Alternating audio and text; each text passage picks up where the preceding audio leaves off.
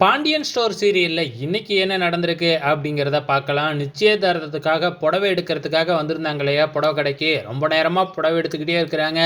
இங்க பாண்டியன், சரவணன், கதிர் இவங்க 3 பேரும் எப்படா இவங்க புடவை எடுத்து முடிப்பாங்க அப்படின்னு ரொம்பவுமே டென்ஷனா இருக்காங்க. ரொம்ப நேரத்துக்கு அப்புறம் கோமதி வந்து பாண்டியன்கிட்ட பேச வராங்க. "அப்பாடா! புடவை எடுத்தாச்சா?" அப்படின்னு சொல்லி கேட்கும்போது, "இன்னும் இல்லைங்க.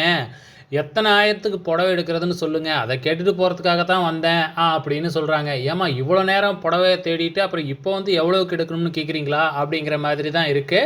ஸோ, அதுக்கப்புறம் ஒரு 10,000த்துல எடு அப்படின்னு சொன்ன உடனே திரும்பியும் போயிட்டு புடவை எடுக்க ஆரம்பிக்கிறாங்க. ஸோ, அதுக்கப்புறம் கொஞ்ச நேரம் புடவை எடுத்ததுக்கப்புறம் திருப்பியும் வராங்க. ஸோ, திருப்பி வந்து எடுத்தாச்சா அப்படின்னு கேட்கும்போது, "இல்ல, இல்ல. நாங்க சில புடவைகள்லாம் எடுத்து வச்சிருக்கோம். அதில எந்த புடவைன்னு செலக்ட் பண்ணுங்க நீங்க வந்து" அப்படின்னு சொல்றாங்க. ஒரு வழியா புடவைய செலக்ட் பண்ணிடுறாங்க. அதுக்கப்புறம் சரி பொண்ணுக்கு புடவை செலக்ட் பண்ணியாச்சு. உங்களுக்கும் புடவை எடுத்துக்கங்க. ஆளுக்கு 5000த்துல புடவை எடுத்துக்கங்க அப்படின்னு பாண்டியன் சொல்லிட்டு, நான் போயிட்டு சரவணனுக்கு பட்டி வேஷ்டி சட்டைலாம் எடுத்துட்டு வந்துடுறேன். அப்படிங்கிற மாதிரி அவங்க தனியா போயிட்டு பட்டி வேஷ்டி சட்டை எடுத்துக்கிறாங்க. அதுக்கப்புறம் மத்த பசங்கலாம் இருக்காங்க இல்லையா? ஸோ அவங்களுக்கும் ட்ரெஸ் எடுத்துக்கிறாங்க. நம்ம கதிர் வந்து யாருக்கும் தெரியாம அவங்க அப்பாவுக்கு பாண்டியனுக்கும் ஒரு சட்டைய எடுத்து வச்சர்றாப்புல. ஸோ கடைசியா வந்து பார்த்தீங்கன்னா, எல்லாமே எடுத்து முடிச்சதுக்கப்புறம் பில்லு போட போறாங்க. ஸோ அந்த டைம்ல வந்து கேட்குறாங்க, "நீங்க வேஷ்டி சட்டை எடுத்துக்கலையா?" அப்படின்னு சொல்லி கேட்கும்போது, "எனக்கு எதுக்கு?" அப்படின்னு பாண்டியன் சொல்றாங்க. ஆனா நம்ம சரவணன் இருந்துகிட்டு, "அப்பாவுக்கு வந்து கதிர் அப்பயே சட்டைய எடுத்து வச்சுட்டான்" அப்படின்னு சொல்லி சொல்றாங்க. ஸோ இப்ப பொண்ணுக்கு எடுத்திருக்கிற புடவைய வந்து பொண்ணுக்கு அனுப்பிச்சு விட்டு பிடிச்சிருக்கான்னு கேட்கணும்ல அப்படின்னு நம்ம மீனா சொல்றாங்க.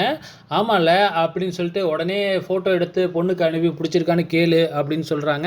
ஸோ அதே மாதிரியே நம்ம மீனாவும் ஃபோட்டோ எடுத்து அனுப்பிச்சு விடுறாங்க. அங்க பொண்ணு வீட்ட காமிக்கும் பொழுது வந்து பார்த்தீங்கன்னா, நிச்சயதார்த்தத்துக்கு செலவு பண்ண கூட அவங்க கிட்ட காசு இல்ல. ஸோ 500, 100 தேடி தேடி எடுத்துக்கிட்டு இருக்காங்க வீடு ஃபுல்லாவே.